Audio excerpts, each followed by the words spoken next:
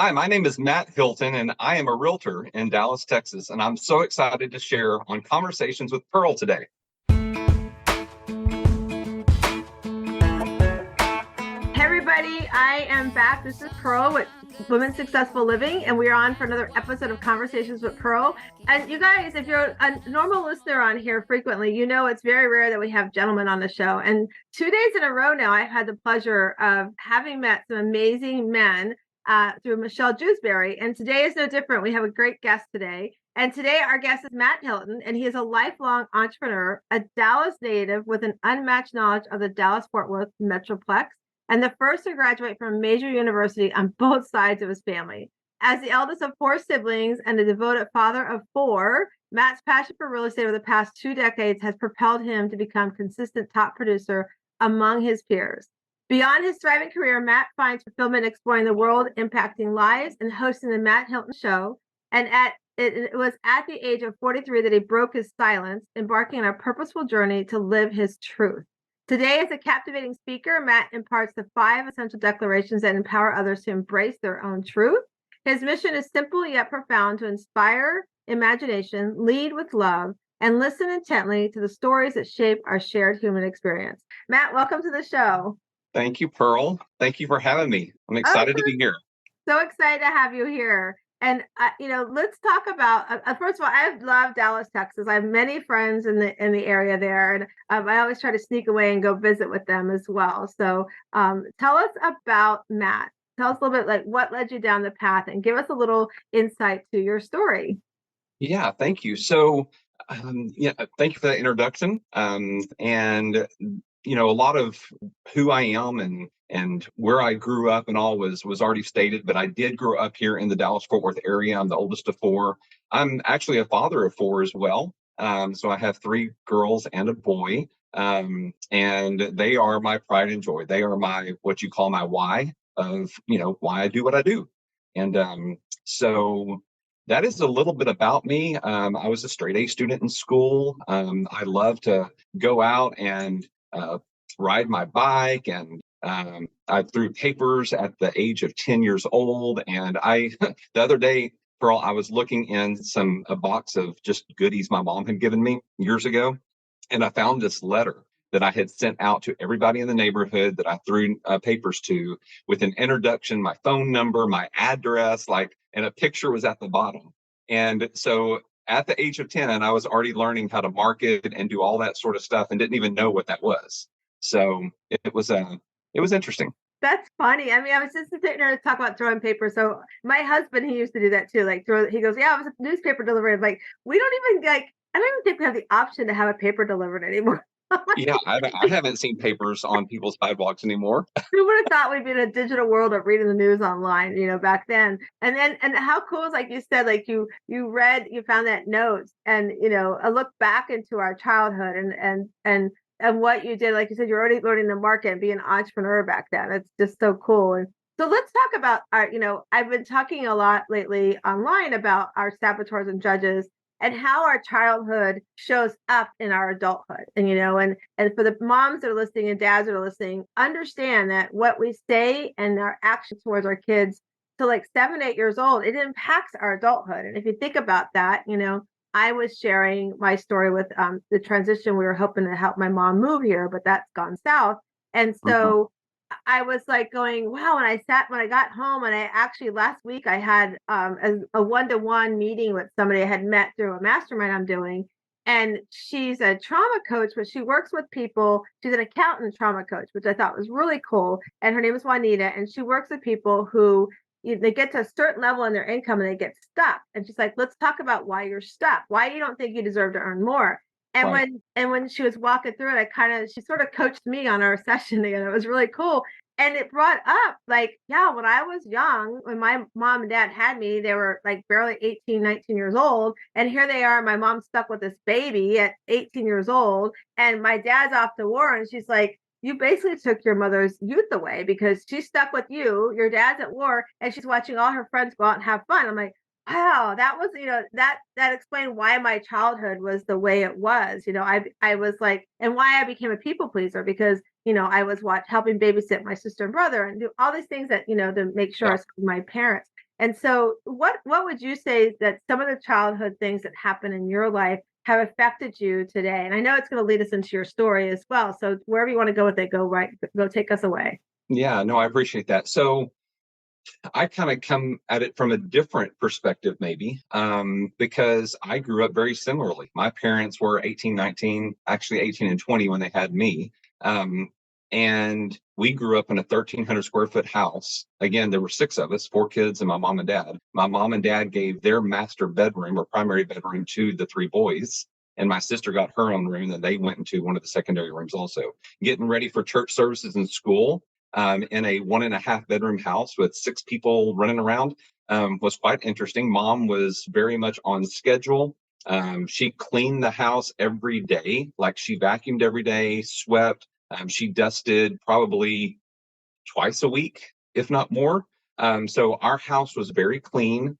And that has projected on me. I'm a clean person, right? So, but as far as my parents, I didn't know growing up, Pearl, that we were lower middle class. My dad was a mechanic. My mom kept kids at the house. Like there was a time that she was probably keeping around 13 kids or so, in addition to the four of us. And I know that the state would not have approved of that, right? Because 1.5 bathrooms. But yeah, so, but I didn't know we were lower middle class. Like we had everything. We had food, shelter, and water. We had the essentials of life. And I didn't know any better. And I wanted to go to college, as you mentioned in the intro. I wanted to go to college to be a doctor. Um, I, for some reason, I wanted at a young age to not keep the cycle going. I wanted to break the cycle of, I didn't want to be a blue collar worker and living paycheck to paycheck. I saw my parents doing that, and I knew there was much more out there. Like Pearl, we went on vacations, but it was vacations where we could drive to. I think the furthest vacation we went as a child was maybe to Tennessee, and went to Dollywood and all that sort of stuff, and then we drove back home. Um, and I just knew there was so much more out there, and I wanted to explore. And so I went to college, got the degree. I've traveled the world. I went to 8 different places last year, and just I love living life, because we aren't guaranteed tomorrow. And these are things that I have taught myself or learned myself over the years. Um, I grew up in a very strict Christian household, Church of Christ, which, if people aren't familiar with Church of Christ, maybe they know what Baptist is or Southern Baptist. Church of Christ is a very strict Southern Baptist. There's no drinking, no dancing, no cursing, no anything, right? That would give you enjoyment, right? So, we were a tight knit family. Like growing up, we were all like playing together, and we ate dinner together at the table.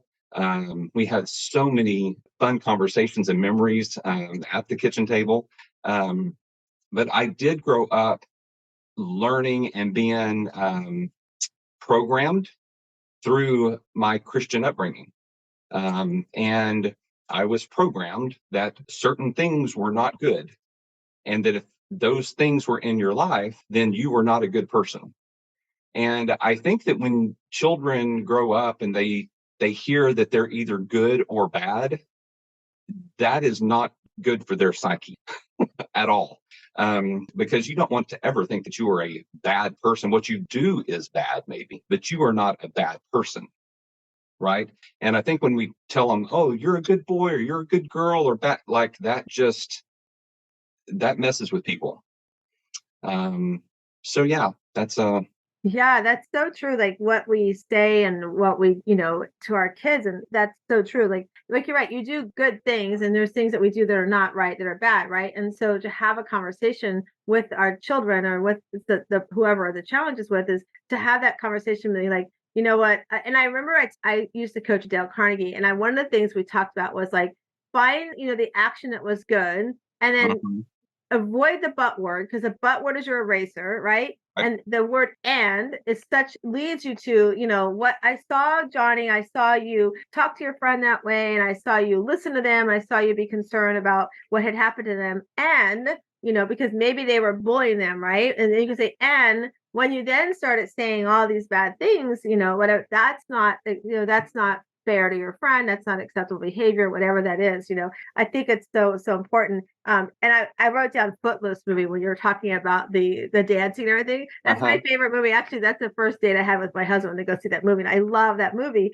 And so, I thought about, like you said, a thing of enjoyment, right? Like, no, don't do that. Don't touch those. That's such bad things, right? And I And remember, talking about Footloose, Pearl, like that was a movie we couldn't watch. I Like bet, growing up, like Top Gun was a movie that was on. And then I remember specifically one morning, Sunday morning after a sermon, the preacher spoke about watching rated R movies or those things that, have um, some scenes that maybe children shouldn't see or that even adults shouldn't see and right. subject themselves to. And mom went home and threw away the Top Gun videotape, totally threw it away to get it out of the house. And I'm like, wow, looking back on that just Oh my gosh, crazy. that's funny. Yeah, so I wrote that down. And talking about kids, I know I've shared this, so for the listeners, if you've listened before, you've probably heard this before, but I want to remind those that are listening again. My husband and I, we tried for 10 years to have our boys, and we adopted our oldest son, and then our youngest son we had through the help of doctors. But I remember I had a coworker at where I worked at in the mortgage business, and I would see him. I stopped one time to go to the grocery store or something. And I saw him sitting outside a coffee shop with his one of his kids, and I was like, I see you often out there doing that. And he shared with me, he goes, I've done that with my kids since they were babies. Like when they were babies, I knew A, my wife needs her time as well, and B, I wanted to create and establish a relationship with my child. So he said I would take them to coffee or breakfast. Yeah, they couldn't talk or anything have engaging conversation, but I had the act of spending time with them and creating that time with them. And so he said, so then as I got older, he said, I created the fact this table that we're sitting at is your safe space. You can tell me anything you need to tell me, and I will protect you outside of breaking the law. He's like, they can tell me anything, whether it's drugs, alcohol, sex, whatever is happening in their world that they want to discuss. They knew that A, I wasn't going to go back and tell their mom, and B, this is our time together, and I will help you work through whatever you need help working through, or I will just listen, right? If you just need me to listen. Right. And so that was so powerful for me. I think by then, my oldest was probably in fourth grade. My youngest one was in kindergarten. So I went home and I shared that with my husband. And when we moved here to Florida over 17 years ago, I started doing that with my boys. And he did it separately. I think he had three kids, so he did it separately with each kid.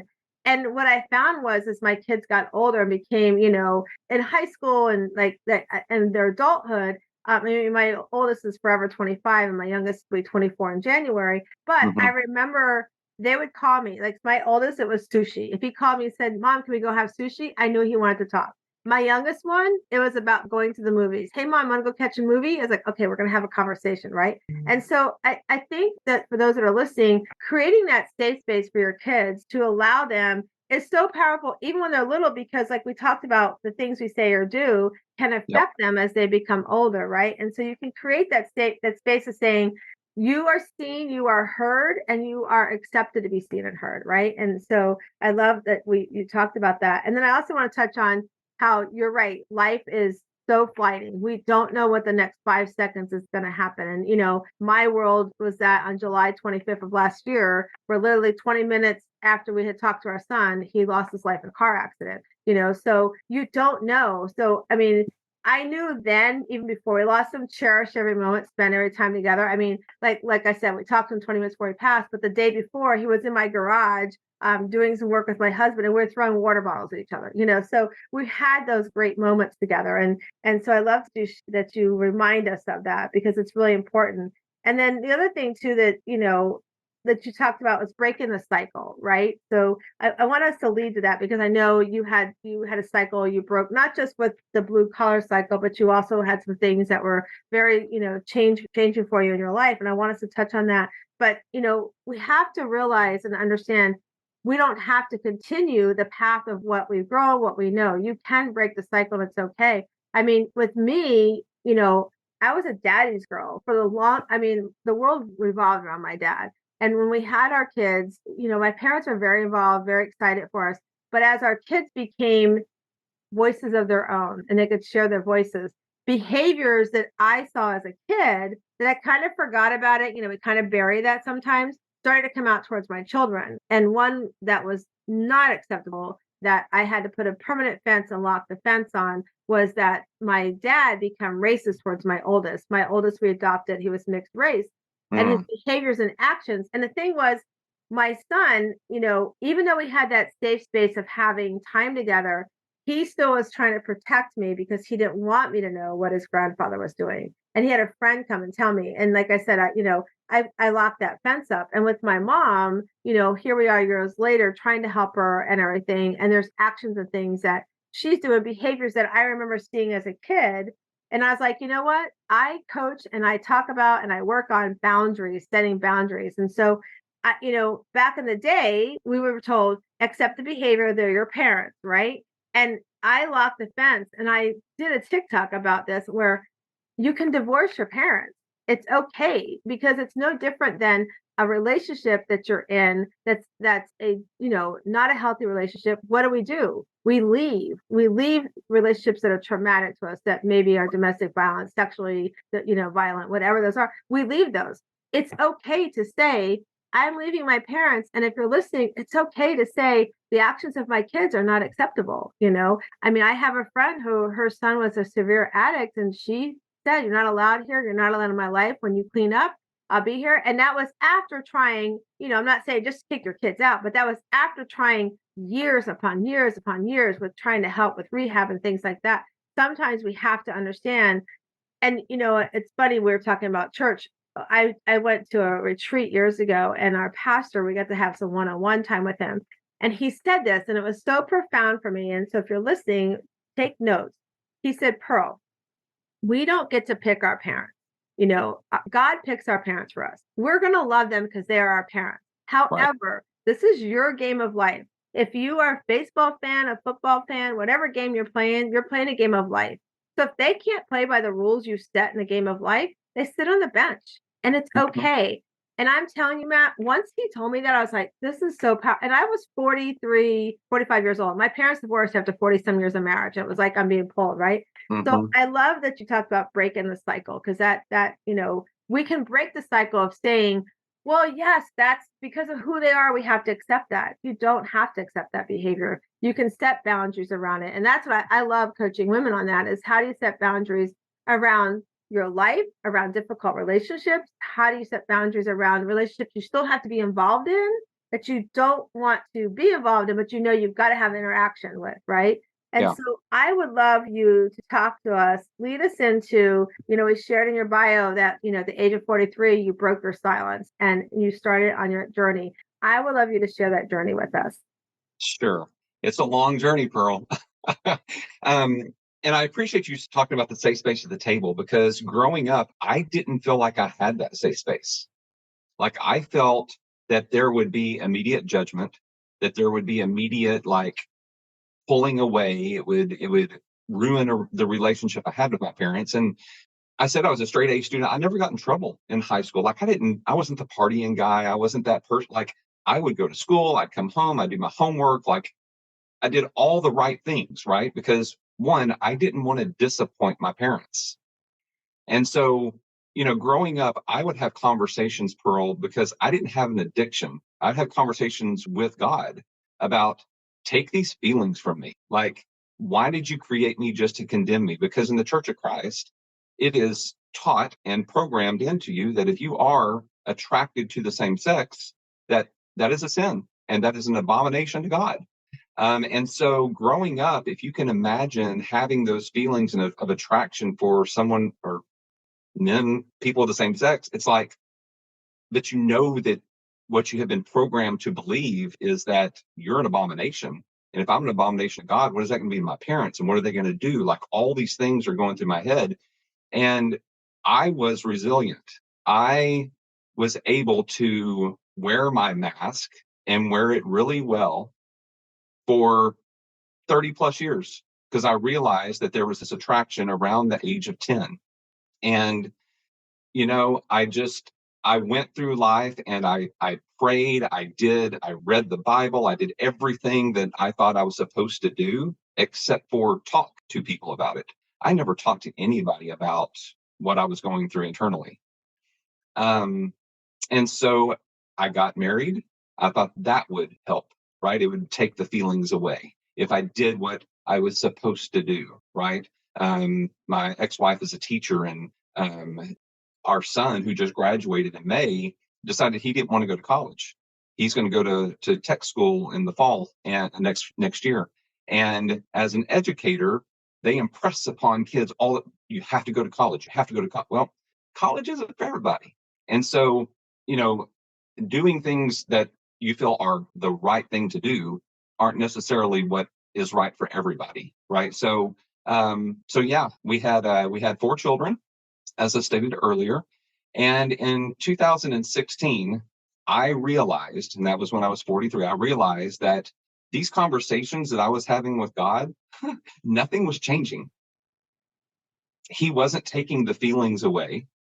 Um, and I studied enough to know that God loves me no matter what. And when I realized that, and I began trusting myself to go through a transformation of living my truth and being who I was created to be and not hiding behind a mask, I discovered that I could divorce my parents. At the age of 43, what was I doing? Right? I mean, it's like, this is not the life that God intended for me to live. So um, I came out and let people, I actually didn't come out. I chose to let people in. And that's the way I like to express it, because I didn't have to let people know, but I chose to let them know. And once I did that, Pearl, everything that I feared as a child happened. My parents pulled away. I haven't really had a great conversation with my mom in 7 years. And as a child, even at the age of 50, that hurts. Mom has Parkinson's now. She was diagnosed about 2.5, 3 years ago. She has slight symptoms. I don't know what that looks like. I have a feeling that I may be called into a hospital room in her end days. And then that's the time I'm going to be able to talk to my mom and let her know what's on my heart.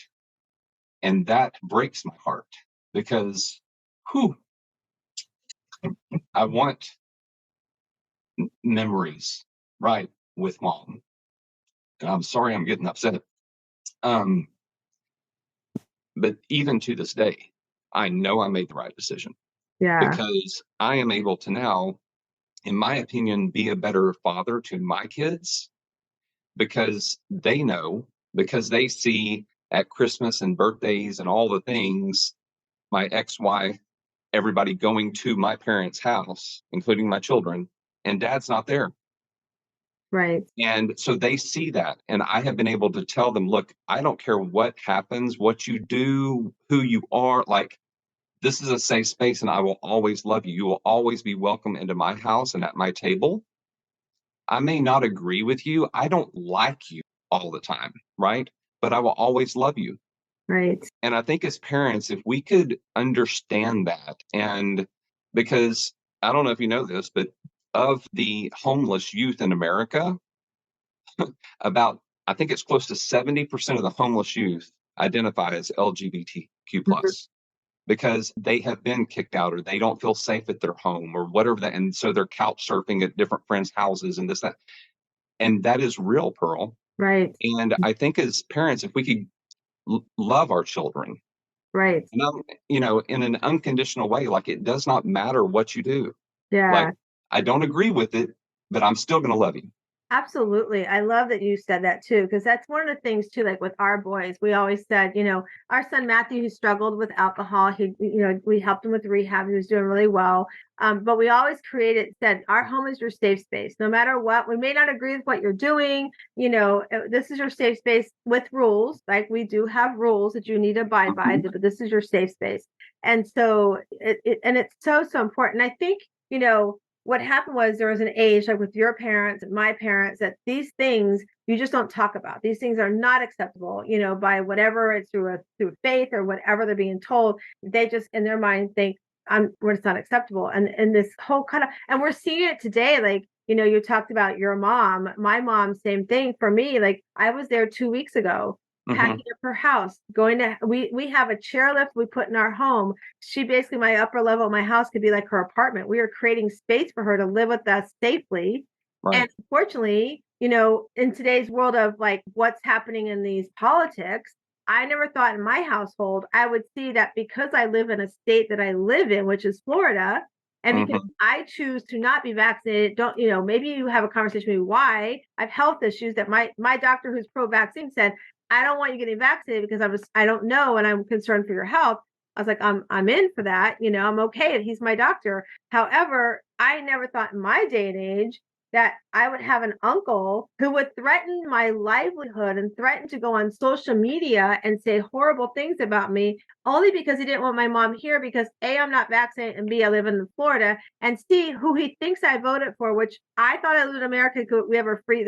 Never thought I'd have that cutoff. And my mother was willing. I mean, I watched it happen to me physically in front of me. I thought I was having an out-of-body experience. I watched her say, my uncle was okay threatening to call the police and claim I was abusing her because we were just left to doctors who said she shouldn't be driving. It's like, and I was like, wow, and like you said, I mean, it's going to take, and thank you for being vulnerable here with us.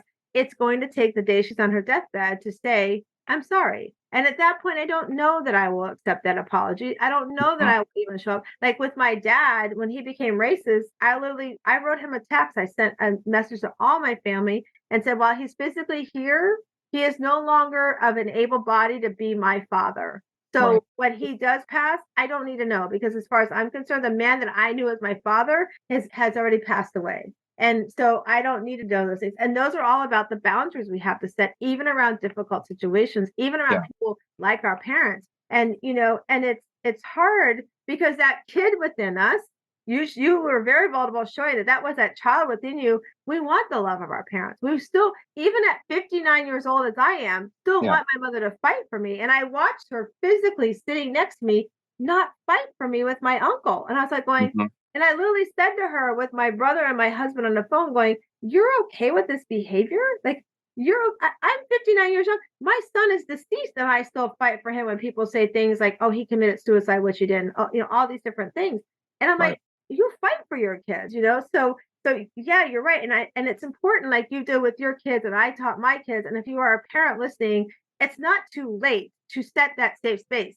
I don't care if your child is a baby or if your child is 70 years old. It's not too late to create a safe space to say, like with you, Matt. Matt, I understand. I may not understand it. I may not agree with it and I may not like it. However, I love you. You are my child. I love you and help me understand. Just help me understand and help me to have the relationship with you that we need to have for one another as mother, daughter, siblings, whatever that is, right? We have to, it's never, ever too late. And, I love that you and like me and those that are listening, please set that space for our children because you're affecting other generations to come.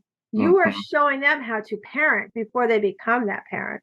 And it's so important to do that, and like you said, like I wrote down, like at 10 years old, you were having these feelings and you didn't understand it. And because of the faith, you didn't know who to go talk to and you were afraid to talk to. Right. And so you weren't living your truth as you became this adult. You were living the truth that you thought somebody else, the idol of other people's opinions. Right.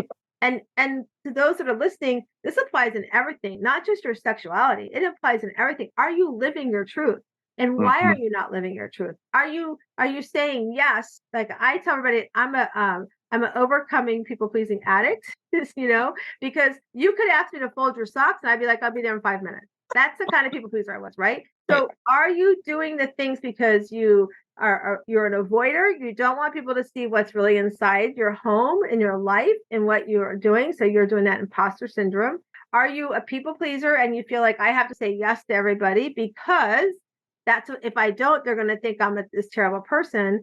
And then letting people in, like Matt, I love you said let people in. That's so powerful. Like, what are we doing in our lives to let people in to see our truth that we're living? And when we don't do that, I really believe we can't be that. I like to call it that shiro. I like to talk about how you become a Mhm. shiro. I coach women, but men can be shiros too. It's not a feminine thing for me. It's about becoming stronger, becoming happier, becoming empowered to live our truth and to let people in. And then as you do that, you do things like you're doing, stepping on stages, talking to people like me, and so you become like this glow up, you become radiant in what your truth is. It's starting to shine in your life. And Yeah. then because you're doing that, you're living that original life you were supposed to live. That when God brought you here to this earth, He said, I have a plan for you. If you follow the plan and listen to me, you will be doing great things for yourself, but you'll also help others do great things with what the plan is. And I Yeah. feel like that's what you're doing, Matt. I feel like you are living that truth. You're letting people in. You're being vulnerable like you're here today. And for those that are listening, I'm going to encourage you to go watch us on the YouTube channel too. I mean, Matt, Matt shed a little tear came down his eyes. And for me, I love that because I love when everybody, whether you're a man, female, you're a child, to vulnerably show our feelings. We have to do that because we tell everybody in this world, don't do that. Don't let people see Yeah. your truth. Don't let people in, right? And Yeah. and yeah, so I would love to know, Matt, if you want to add anything to that, but also share with us like how so your kids, you have 4 kids, amazing, amazing kids, it sounds like. And I love that you said, because you're right, not everybody can go to college. And so it's okay to make different choices, right? Mhm. But I love that you share that. But tell us how, like, I know it probably was really a lot of stuff for your wife, for your kids. Like, how did letting them into that world that you live, how did that change? And how did that go for you? Yeah. Thank you for asking that question. I do want to talk about one thing that I did say about when I let people in, that I felt that it was okay to divorce my parents. Like, I came to that realization that, they may react the way that I had always played over and over and over for 30 plus years in my mind of what would take place, right? And I knew that that may actually happen. But I also was hopeful that it wouldn't, right? I was hopeful that maybe I had been wrong all these years, and my parents would have like been like, "Oh, we knew, we were just waiting," whatever that was. But yeah, and as the story goes, as my story goes, it didn't happen that way. It happened as I had played in my mind, um, and so anyway. So that being said, when you made the comment about with your parents, like in my mind, I just told my siblings this maybe a few months ago. Like, I have come to the realization that the mom and dad that I knew are dead, and I would rather not know what's going on in their life. I don't want them to know about me. Like, if they want to know about me and what's going on in my life, they can pick up the phone and call me and say, "Hey, it's been a while. How are you? What's going on?" Right?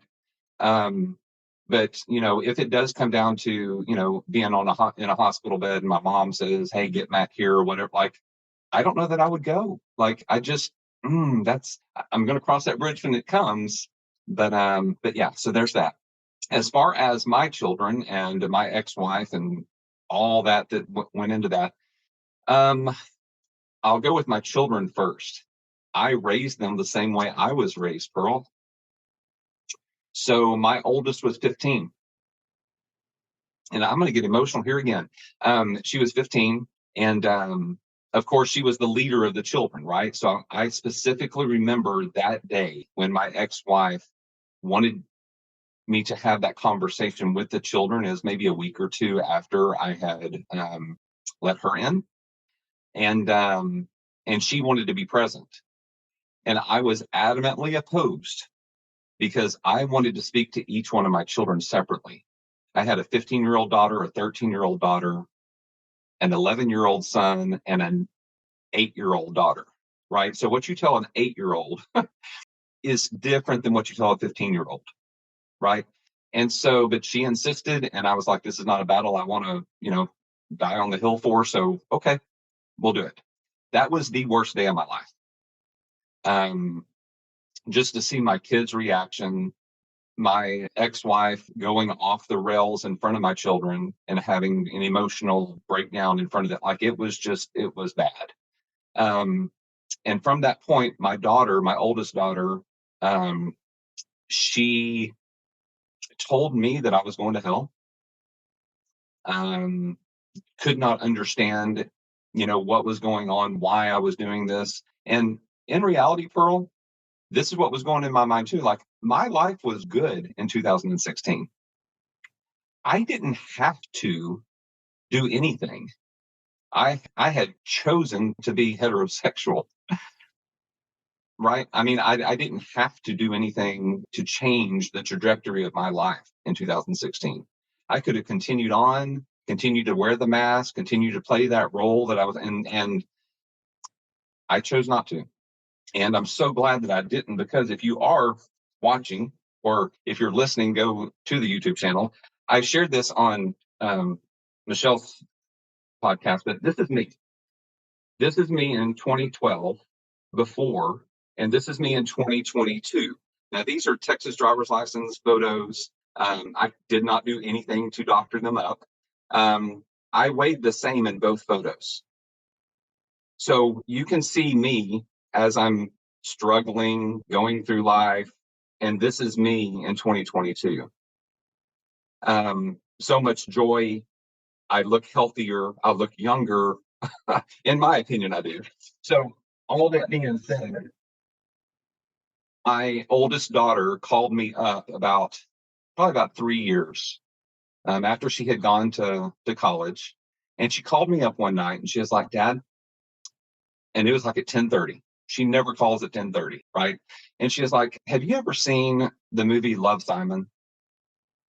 And I said, yeah, I have. And she said, well, me and my roommates just watched it. And she said, I just want to tell you I'm sorry. I'm sorry for the way I treated you. And this movie helped me realize what you had probably been going through all those years. And from that point on, we've had a great relationship. And I think too that when children get out from under the bubble that they live in and they can explore, they can form opinions for themselves and live their lives. Like my second oldest daughter is in Paris, France, going to school. This is her 3rd year. And when I asked her why did she want to do that or what was driving her to do that, she said, because I want to find myself. I don't want to always be known as Matt's daughter or Amy's daughter. Like, I want my own identity. And as a father, that made me so proud that I had raised my children. And one of them was like, you know what? I'm going to go explore. I'm going to go do things that are out of the ordinary. I'm not going to be in that box, right? That so many people find themselves in. So all that being said, my mask was very heavy. And I know that other people out there that are listening to your podcast or watching, they have masks on too. And it's not just about sexuality, as you said. It may be a drug addiction. It may be porn addiction. It may be a physical disability. It may be like a mental disability. It may be all the things, right? It may be sexual trauma that was experienced. It could be so many things that we don't let people in. We keep that hidden and it eats away at us, just like hatred eats away at us. The only person that unforgiveness affects or not forgiving someone affects is us, right? It doesn't affect the other person. If we're going to sit and just bask in the hatred and those bad feelings towards somebody, that only affects your mental health and your physical health. So think of the visual that I used a while ago. Wouldn't you want your demeanor and your face and your life to change in such a way that, and all I did, Pearl, was let people in. And I trusted the process. Did I lose people on the way? Yeah, I did. Did I gain people on the way? Yeah, because people, what I have heard is people like authenticity. They like people to be vulnerable, right? And it has given them encouragement to do so as well. It's hard to be vulnerable. It really, really is, because we have shame around whatever we're sharing. We feel that there's going to be judgment coming, right? I mean, all the things. And if we can just understand that the people that are to be in our lives, we'll be there to support you and love you through it, no matter what it is. And I'm not going to say everybody's going to have the transformation I did, but wouldn't you like to know if you could? And the only way that's going to happen is by letting people know. It's so true, like letting them in. I just was sitting there picturing for those that are listening, like if you could have pictured that, you want to let your kids in the way you want it to, and you're trying to respect your ex and how it all played out, what did not go. And you're right, what you tell an 8-year-old is totally different than you tell a 15-year-old. It's two different things, right? And you did the best you could. You tried to honor what her wishes were. And I can't imagine like having your daughter. I mean, because as a daddy's girl, I never imagined my dad would do the things he's done, right? So it's so devastating as a daughter. And then to sit there and to watch, your daughter have, those emotions and everything that they were going through. But how cool it is that years later, something as simple as a movie could open her eyes to be like, oh, I get it now. I understand it. Yeah. And Pearl, at that time, I was fearful that I wouldn't be able to walk her down the aisle when she got married. Wow. Yeah. And she's getting married in November in about a month. Oh, And I'm yeah. going to be walking her down the aisle. Oh, that is So, amazing. those things that we may tell ourselves, like Right. time does heal. Right. And it heals people who are willing to be healed. Exactly. Yeah. It's so true. It's so funny you said that. It's exactly what I said to my mom 2 weeks ago when I was leaving her house. Literally I came home, I'm like, I got to get out of here because I didn't trust what was going to happen. And I said to her, I said, because she kept saying things like, oh, you're just like your dad. And, throwing this, trying to throw things at me. Right. And I was like, I was looking at her and I was listening to her. I said, no, you know what? I'm like what I teach my ladies to do. I'm teaching my boundaries. I'm saying, you're not going to be in my balcony right now. You cannot be in my game of life right now. I'm saying to you, I have boundaries around you. That this and I called it out right in front of him, like this narcissist behavior, I don't accept and I don't receive. And I said, what hurts the most is that things are going to be happening in your other grandson's life that you're going to miss out on over the next few months. Big things are probably going to happen for him. And it's going to be up to you to foster that relationship. I'm not going to be the mom who says, okay, son, don't forget to check on grandma anymore. You have to now do that. And, and to create those boundaries, it's really important to have those strong boundaries, like with your mom, and I get it and understand because from being in the same perspective, different reasons, we have to protect our feelings. We have to protect our hearts, and at one point, I remember I got a phone call that, again, my dad and my mom play games. I got this phone call saying that they thought my dad was in the hospital and he was dying. And I was like, well, I literally said, I don't think it's true. I think it's attention, which is sad. And I was right. Right. But my husband said to me, he's like, what would you have done? I go, I wouldn't have gone because I would then be saying your behavior was okay now. Right. But the cool thing that you said, and I feel like it's with your kids and your daughter showed it, is no matter what, we raise our kids the way we want them to be raised. And it was very telling for me. About 2 years ago, my dad has taken a significant health turn. I always told my boys, I don't care what's happening with Papa and I. If you want a relationship, here's his phone number. Tell me whatever. And I had come home about 2 years ago from visiting with my brother, and he let me know that, hey, just so you know, this is what's happening. And I said, okay, I'm going to go home. I came home and told my husband, I go, not that I need to see him. I'm good. I've made my peace with everything, but I don't want the boys to not have that opportunity if they want to. So literally we were in two different cars. We were going to dinner and we were in two different cars because my oldest was driving his car. So my husband went with him and my youngest was driving with me in my car. And I say to my youngest in the car, hey, this is what's happening with Papa. If you want to go see him, I would be more than happy to either drive you up or fly you up so you can go see him. And he literally said, because my kids did reach out to my dad at one point, and my dad said, I don't have any grandkids, and he hung up. That's what he did to my kids. Okay. So I said to my son, if you want to, I will he goes, no, he doesn't have grandkids. I'm not going to go. I'm like, okay. And so I got to the restaurant and I let my oldest know, we sat down for dinner, and he said the exact same thing my younger, and like two different cars, like I said. So, I feel great that I've taught them to set boundaries. You've taught your kids to be accepting, to, yes, you raised them the way you said, the same thoughts you were raised and everything. However, you said, I want to live my truth. I Yeah. want to let people into my truth. And had you not done that, like that picture you put up is so telling. So those that are driving, I mean, two different pictures. One, you can just see not happy with life, like just living life. And the other one, you can see like a big smile, enjoying like your truth. And it's so powerful, that picture. Keep showing that everywhere.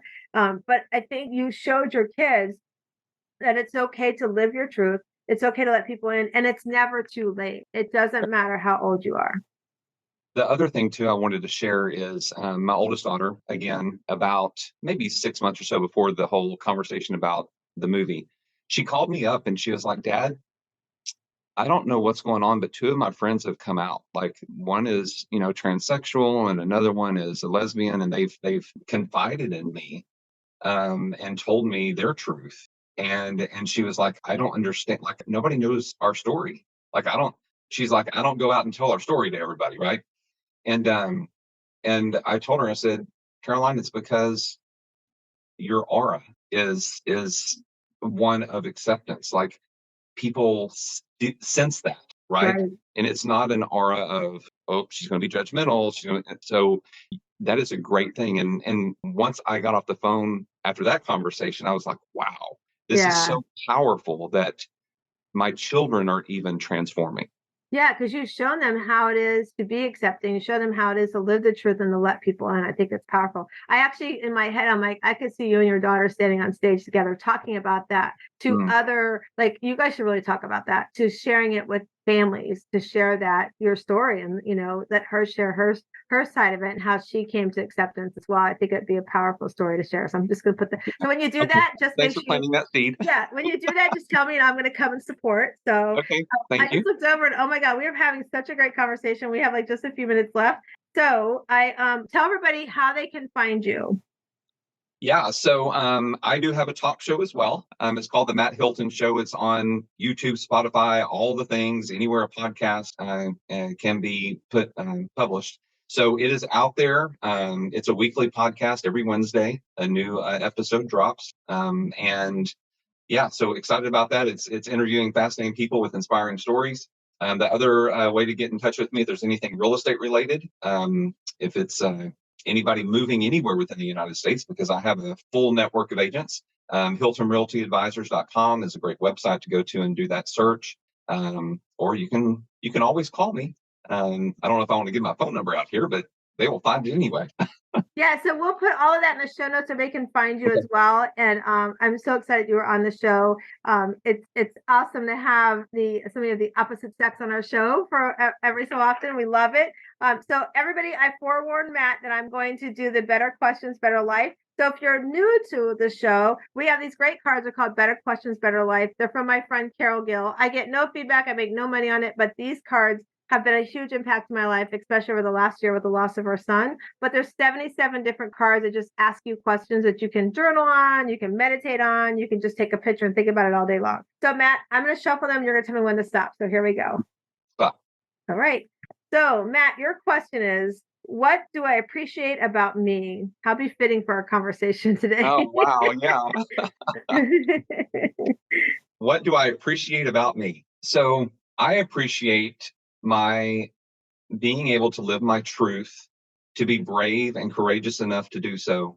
I appreciate my kindness towards other people. I love to serve and I love to love. Those are my two words, Pearl, are love and service. And that's what I appreciate about me. I love it. And that's a lesson that everybody is. What do you appreciate about yourself? Living your truth, let people in. That's been our big theme today. And so I'm going to encourage you, if you're listening to us or you're watching us on YouTube, to subscribe to us if you're watching us on YouTube, but to talk about what you're going to do to live your truth and let people in. And so, Matt, I want to thank you so much for coming on. And I just want to remind everybody that, we come into this world, we are this oyster, we are a little rough on the outside, but as you live your truth and you open up that oyster, you find your inner pearly greatness. And I hope you go out today and live your truth and find your way of letting people in. Thanks so much. Have a great day.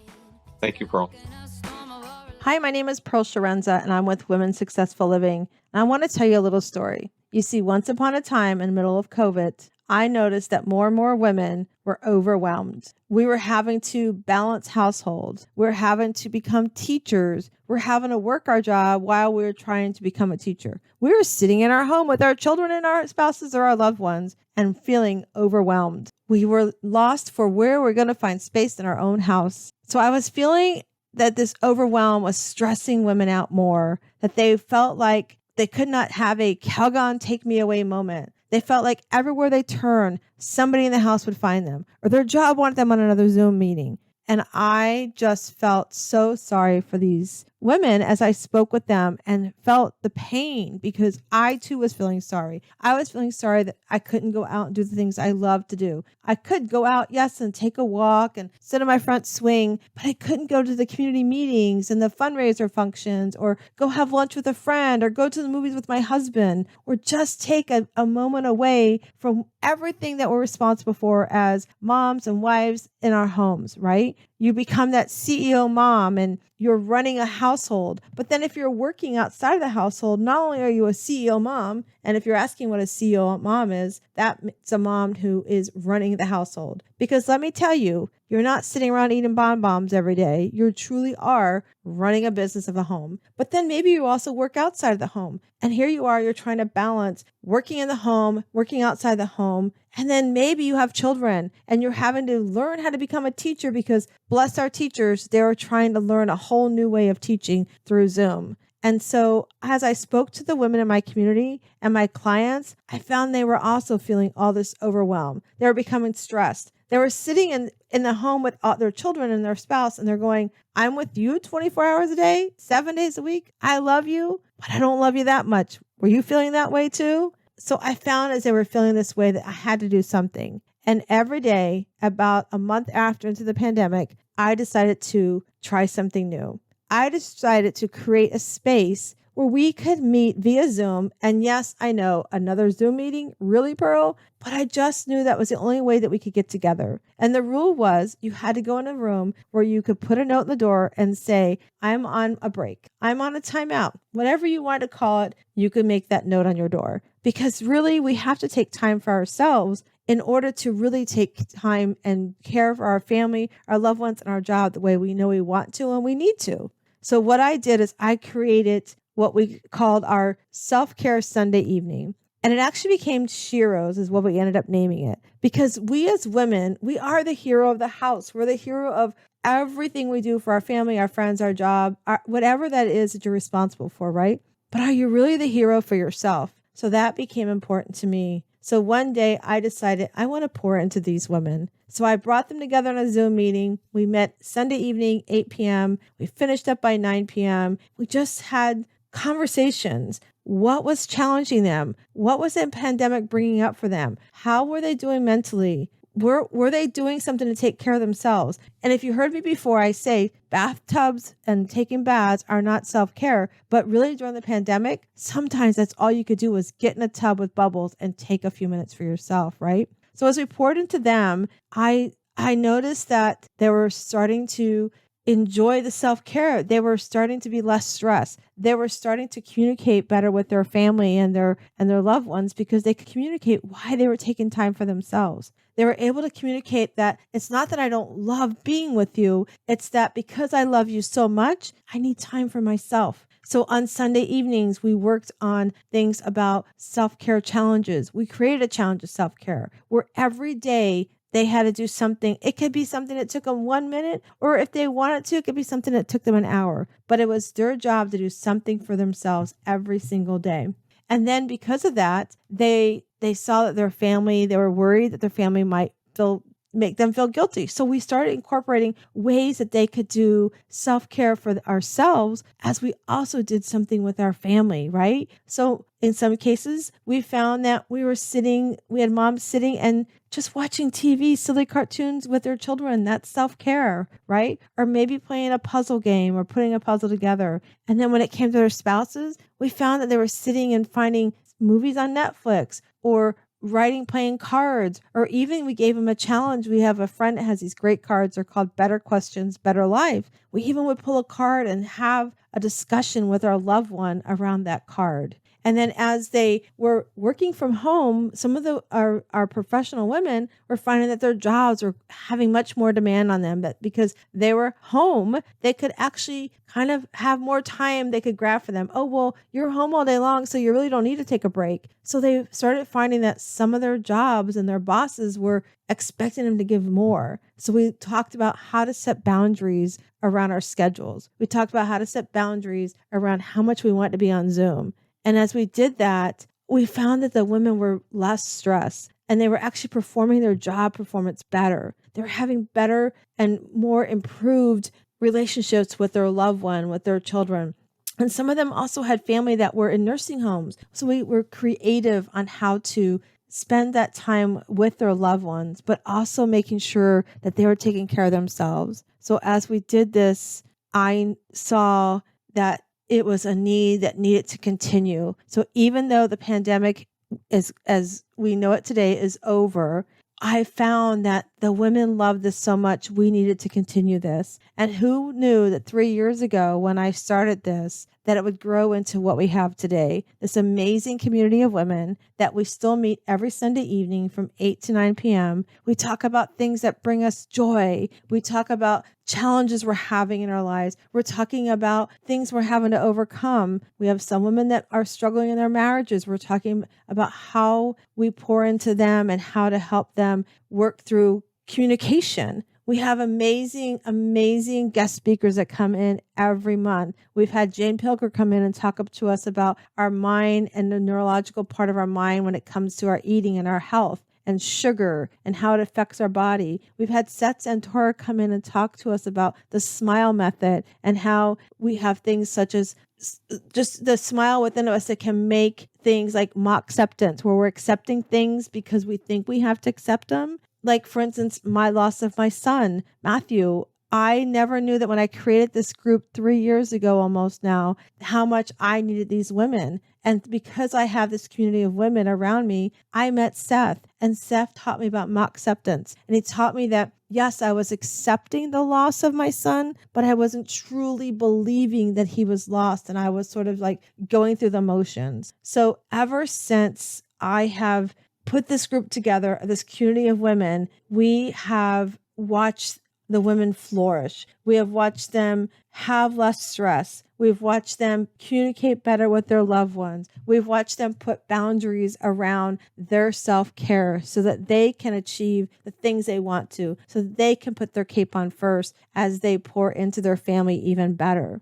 And ever since we've started this self-care Shiro group, it has grown where we now at our retreats, we have women joining us during our retreats. We meet every year. We have a retreat in September. It's a pajama retreat. You come in your PJs, no makeup. You have about 4 days at the beach, sometimes the mountains, depending on the year. We just have sessions and breakout groups on how do we improve on our self-care? How do we continue to communicate our needs to our loved ones? How do we find what our goals are and our visions are, and how do we bring those to fruition? Because how many of you ever sat back and said, I have this big goal and I really want to do it, but nobody believes I can do it. I want you to know that we believe in you and we know that you can do it. And so if this is something that you want to learn more about and come and enjoy a great way to end your week and begin your week, I would love for you to join us, because on top of our speakers, we also have an amazing meditation coach where she empowers us to sit down and just take some quiet time for ourselves and just be in our own space as we reflect on what we truly want within. And I am so honored to watch the progress and the growth that the women in this community have accomplished. And I cannot wait to see what's coming up for all of them and hopefully for you. And if this is something you would love to learn more about, I would love to invite you to come and visit us one Sunday evening. Like I said, it's a great way to end your week and a great way to start your week. What better to know that you've got a balcony of people sitting and waiting for you to join them, have a cup of tea maybe, and just do some laughing, maybe a little crying, but no matter what, know that you've got a girlfriend there to have your back. So if you're ready to check out the Shiro League, I would love for you to join us. All you have to do is email me at pearl@wsliving.com. That's pearl@wsliving.com, and I would love to connect you. I hope today you know that we've all come into this world. We're a little oyster. We might be a little rough on the outside, but on the inside, you have a pearl. And I hope you find your pearl to greatness today as you become the shiro I know you are. My name is Pearl Sharenza. Do you know what your score is for your self-care? Find out today. Go to pearlssurvey.com. That's pearlssurvey.com and see what your score is today.